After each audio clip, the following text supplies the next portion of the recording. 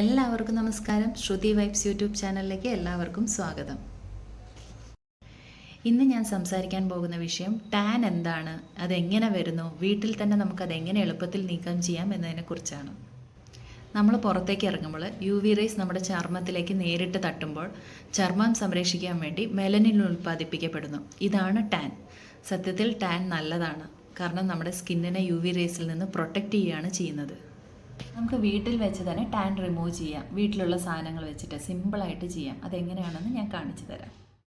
Oily skin ഉള്ളവരാണെങ്കിൽ lemon juice and honey pack use ചെയ്യാം.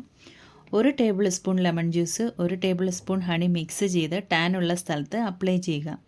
എന്നിട്ട് ഒരു 15 മിനിറ്റിന് ശേഷം ചെറു ചൂടുവെള്ളത്തിൽ വാഷ് ചെയ്ത് കളയാം. ലെമൺ ഒരു നാച്ചുറൽ ബ്ലീച്ചിങ് ഏജൻ്റാണ്. ഹണി സ്കിന്ന് സ്മൂത്താക്കി വയ്ക്കാൻ സഹായിക്കുന്നു.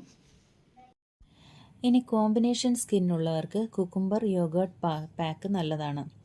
കുക്കുംബർ ജ്യൂസ് എടുക്കുക, അതിലേക്ക് 1 ടേബിൾ സ്പൂൺ തൈര് മിക്സ് ചെയ്ത് അപ്ലൈ ചെയ്യുക. ഒരു 15-20 മിനിറ്റിന് ശേഷം കഴുകിക്കളയാം.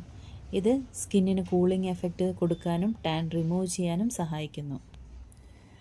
ഡ്രൈ സ്കിൻ ഉള്ളവർക്ക് പാൽപ്പാടയും മഞ്ഞൾപ്പൊടിയും മിക്സ് ചെയ്ത് ഉപയോഗിക്കുന്നത് നല്ലതാണ്. പാൽപ്പാടയിലേക്ക് ഒരു നുള്ളു മഞ്ഞൾപ്പൊടി ഇട്ട് മിക്സ് ചെയ്ത് അപ്ലൈ ചെയ്യുക. ഒരു 15-20 മിനിറ്റിന് ശേഷം വാഷ് ചെയ്യാം.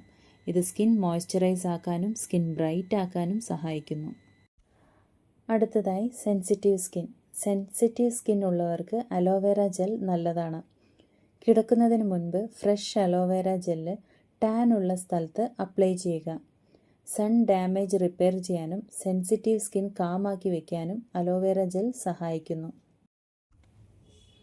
ഞാൻ പറഞ്ഞതിൽ ഏത് റെമഡിയാണോ നിങ്ങളുടെ സ്കിന്നിന് സൂട്ടാവുന്നത് എന്ന് നോക്കി ആഴ്ചയിൽ ഒരു 2-3 തവണ അപ്ലൈ ചെയ്യുക. എന്ത് അപ്ലൈ ചെയ്യുന്നതിന് മുൻപും പാച്ച് ടെസ്റ്റ് ചെയ്ത് സ്കിൻ അലർജി ഒന്നും ഉണ്ടാക്കുന്നില്ല എന്ന് ഉറപ്പുവരുത്തുക.